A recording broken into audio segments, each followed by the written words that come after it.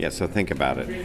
A bunch of Brits and a couple of Americans in 2024 are starting by trying to create a community of actors and performers in 1948 in Baltimore, okay, who are also doing a show from 1580, whatever, Shakespeare, in their own version. It's like a really, box inside a box inside a box.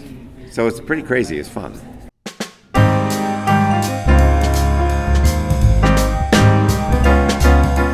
Say that there's a play within a play, which I think there might be a play within a play within a play, because the troupe is also saying we are players that are opening in Venice and Padua and Madua, and then we're actually doing Shakespeare in Baltimore. So it's layered, it's fun, turning the channel to become Lily and Catherine.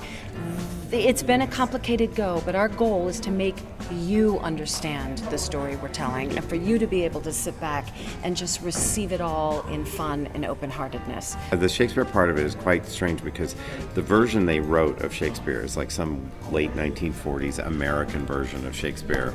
It's like not one. I've done many Shakespeare plays, like over 20 of them, and this doesn't resemble any of them, but it still has the actual language in it. So you're cutting back and forth between this weird offstage drama.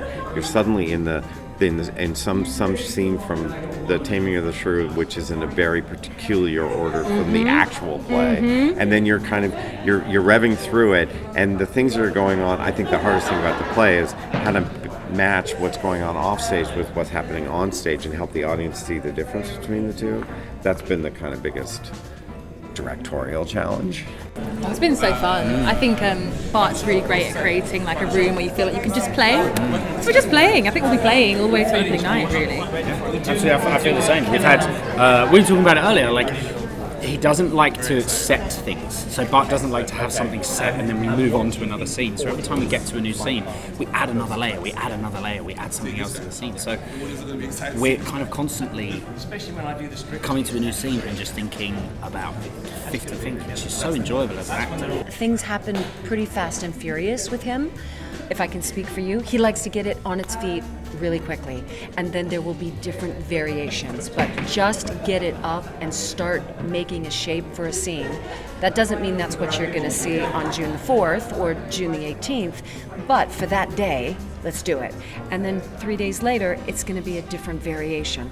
So it's been a really beautiful exercise in trusting your director, trusting yourself, trusting your company. I will say that for me, the Shakespearean language is still quite a challenge. So to want to get on your feet... She's quite good at it, by the way. I throw things with accuracy, so that's a plus. But the language, to get it on its feet and be off script with Shakespeare's words, that's been quite a challenge, right? But we meet it head on, and then you finish the day and you go, okay, let's see what tomorrow brings. A lot of things are changing, and things are still going to change until we get to that first preview, and onwards. I'm the gobby one, he's the shy one. Well, but he has the best ideas. So we'll have done it like 3 times and he'll go, how about doing it? And you go, why don't you say that in the first place? That's great. Yeah. But we'll get there, we'll find. We're keeping all the integrity of the original classic musical because it has so much unbelievable material. But we're really just trying to bring it into the 21st century, like representation of women. We're just trying to bring it a bit more into the now without messing up the integrity of the piece. Yeah. This one to me is wonderful because of Cole Porter's music. This piece to me has moments that stuck out in my memory when I saw it. But this one to me also, as a woman of a certain age in 2024, walking through the world as a mom, it had some issues and concerns that I wanted to address.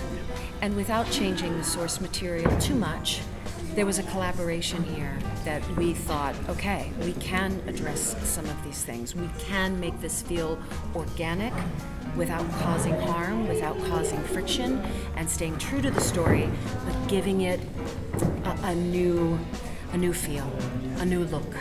And Bart was very generous in allowing my 9-year-old daughter to sit in rehearsal and watch us create scenes and songs.